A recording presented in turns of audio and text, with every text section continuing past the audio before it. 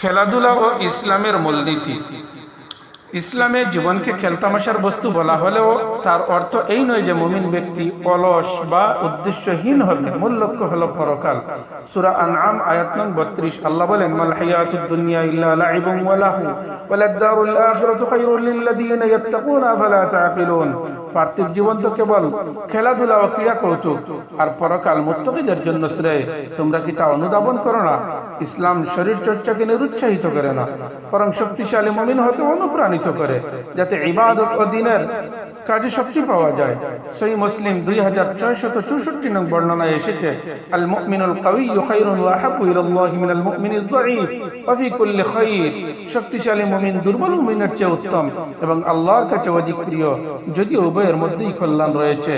বিশ্বকাপের মতো দীর্ঘ আয়োজনে মানুষের কর্মস্পৃহা ও সময় নষ্ট হয়।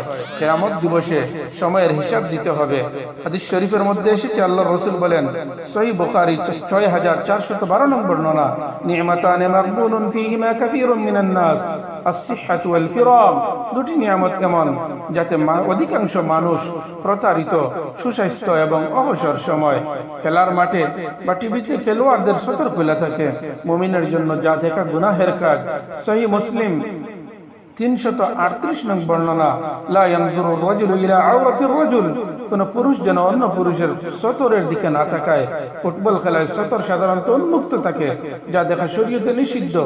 নিজেদের মুসলিম পরিচয় বলে ভিনদেশী দলের অন্ধভক্ত হওয়া, তাদের পতাকা ও জার্সি ধারণ করা মুমিনের আত্মমর্যাদার সাথে সাংঘর্ষিক। সুনানে আবু দাউদ হাদিস নং 4031। আল্লাহর রাসূল বলেন, মান তাশাব্বাহা বিকাউমিন ফাহুয়া মিনহুম। যে ব্যক্তি কোন সম্প্রদায়ের সাদৃশ্য অবলম্বন করে, সে তাদের দলভুক্ত।